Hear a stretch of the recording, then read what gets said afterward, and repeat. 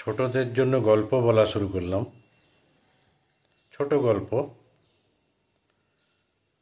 ঠাকুমার ঝুলি থেকে নেওয়া। আমার প্রথম গল্প বানর রাজপুত্র, উপেন্দ্র কিশোর রায়চৌধুরী।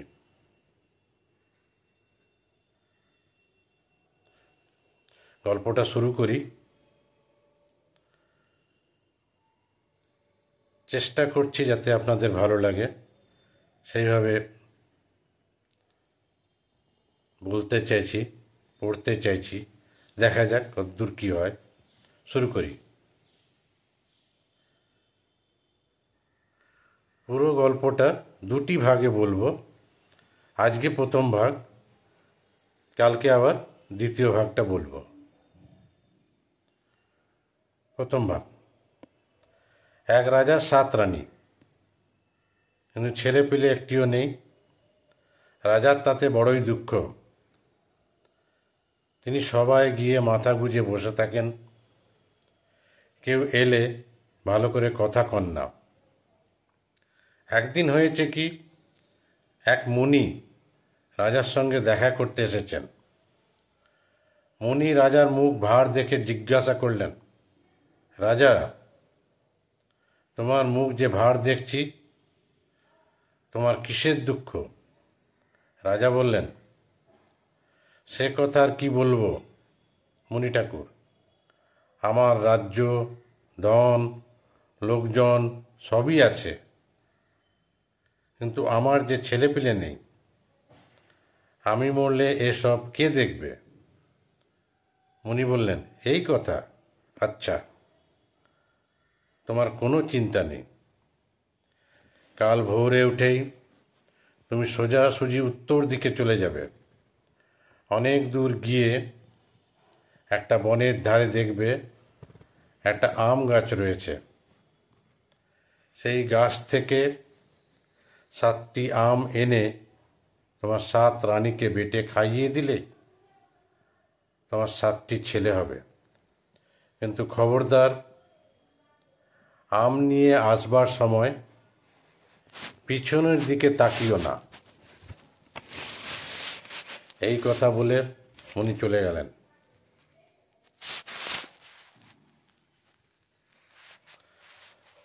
তারপর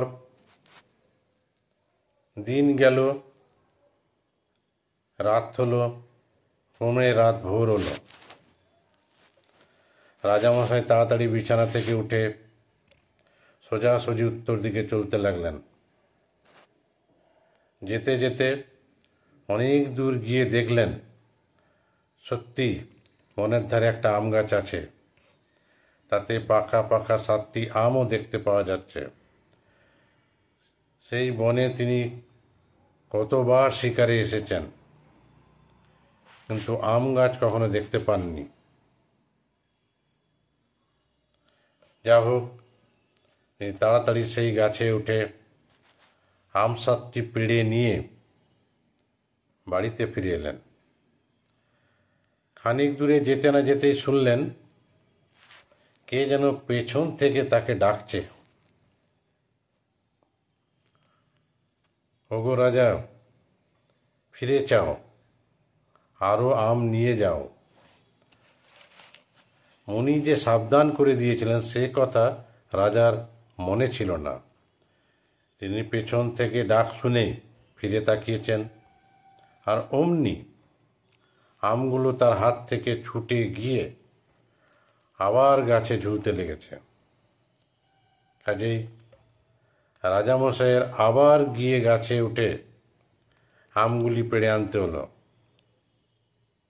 এবার আর তিনি কিছুতেই মুনির কথা বললেন না। তিনি চলে আসার সময় পেছন থেকে তাকে কত রকম করে ডাকতে লাগলো, চোর চোর বলে কত গালও দিল। রাজামশাই তাতে কান না দিয়ে বোঁ বোঁ করে বাড়ি পানে ছুটলেন। বাড়ি এসে রানীদের হাতে 7টি আম দিয়ে রাজামশাই বললেন, তোমরা 7 জনে এই 7টি আম বেটে খাও।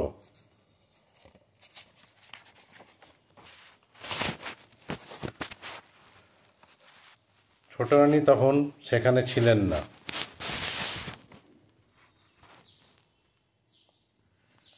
বড় রানীরা 6 জনে মিলে তাকে কিছু না বলে সবকটি আম খেয়ে ফেললেন। ছোট রানী এর কিছুই জানতে পারলেন না, কিন্তু তার ঝি সব দেখল। বড় রানীদের খাওয়া হয়ে গেলে সে আমের ছালগুলি চুপি চুপি কুড়িয়ে নিয়ে গেল। সেই ছালগুলো ধুয়ে বেটে ছোট রানীর হাতে দিয়ে বলল, মা, এই ওষুধটা খাও, তোমার ভালো হবে। ওষুধ খেতে হয়, তাই ছোট রানী আর কোনো কথা না বলেই সেটা খেয়ে ফেললেন। তারপর বড় রানীদের সকলেরই এক একটি সুন্দর খোকা হলো। রাজা তাতে খুশি হয়ে খুব ধুমধাম আর গান বাজনা করালেন। ছোট রানীরও একটি খোকা হলো, কিন্তু সেটি হলো বানর। বানর দেখে রাজা চটে গিয়ে ছোট রানীকে বাড়ি থেকে তাড়িয়ে দিলেন। দেশের লোকের তাতে বড়ই দুঃখ হলো। তারা একটি কুঁড়ে ঘর বেঁধে ছোট রানীকে বলল, মা, তুমি এইখানে থাকো। সেইখানে ছোট রানী থাকে। বানরটি সেখানে থেকে দিন দিন বড় হচ্ছে। সে মানুষের মতো কথা কয়, আর তার এমনই বুদ্ধি যে কোনো কথা তাকে শিখিয়ে দিতে হয় না। যখন যে কাজের দরকার অমনি সে তা করে। সারাদিন সে গাছে গাছে ঘুরে বেড়ায়, যেখানে যে ফল দেখে তা খায়। খুব ভালো লাগলে মার জন্য নিয়ে আসে। তাকে কেউ কিছু বলে না। কারুর গাছের ফল খেতে গেলে সে ভারী খুশি হয়ে ভালো ভালো ফল দেখিয়ে দেয়। তার বুদ্ধি দেখে সকলে আশ্চর্য হয়ে যায়। এমনি করে দিন যাচ্ছে। বড় রানীদের 6টি ছেলেও এখন বড় হয়েছে। তারা বানরটিকে যার পর নাই হিংসা করে। সে তাদের সঙ্গে খেলা করতে গেলে তাকে মেরে তাড়িয়ে দেয়। তারপর একদিন বানরটি দেখল যে বড় রানীদের ছেলেদের জন্য মাস্টার এসেছে। তারা পুঁথি নিয়ে তার কাছে পড়তে বসে। তা দেখে বানর গিয়ে তার মাকে বলল, মা, আমাকে পুঁথি এনে দাও, আমি পড়ব।